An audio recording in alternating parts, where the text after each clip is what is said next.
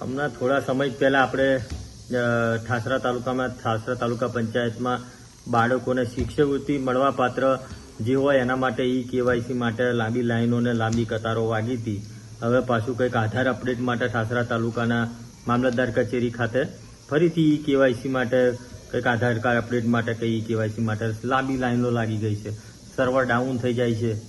તો મારે સાહેબશ્રીને એટલું કહેવું છે સોશિયલ મીડિયાના માધ્યમથી કે જે પણ ઉણપ હોય એને દૂર કરી અને તત્કાલ જે પણ આ જે ખેડૂતો હોય, સિનિયર સિટીઝનો હોય છે અને જે લોકો પોતાનો કિંમતી સમય બગાડી અને આ ધક્કા ખાય છે, તો એવી કંઈક સિસ્ટમ લાવો કે જેથી કરી ગામડાની અંદર જ ગામડામાં થઈ જાય કામ અને આ ખેડૂતોને પશુપાલકોને ઠાસરા સુધી ધક્કો ના ખાવો પડે.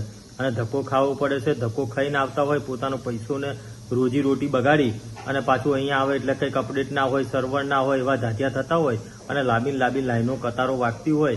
એટલે આવી રીતે ખેડૂતોને, માતાઓને, બહેનોને અને યુવાનોને આખો દિવસ બગડે છે. તો મારા સાહેબને એટલું જ કહેવું છે કે ફરી ત્યાં આવીને લાઈવ કરવું પડે, તમાશા કરવા પડે અને આપણા અધિકારીઓનું જ ખરાબ દેખાય એ માટે દેખાય ના, એટલા માટે હવે તમને વિનંતી કરીએ છીએ કે અવારનવાર અમારે આવવું ના પડે ને આ બોલવું ના પડે. એટલે તમે સાહેબ આ જુઓ, તમે બધા આગળનો આ વિડીયો ટીવીનો આપ જોઈ શકો છો ને યોગ્ય લાગે તો આપણી યુટ્યુબ ચેનલ છે હેલ્પ ગ્રુપ ગુજરાતને સબસ્ક્રાઇબ કરજો, શેર કરજો અને લાઇક અને કોમેન્ટ જરૂર કરજો.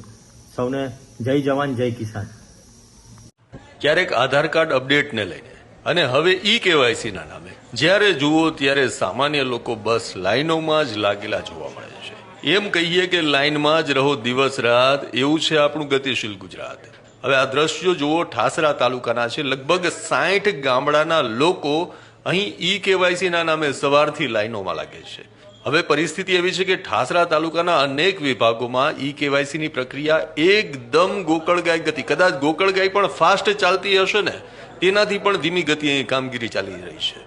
લાભાર્થીઓ કલાકો સુધી, એમ કહીએ કે સવારથી લઈને સાંજ સુધી લાઈનોમાં ઉભા રહે છે. આમ છતાં એમનો નંબર લાગે તો તેમના નસીબ.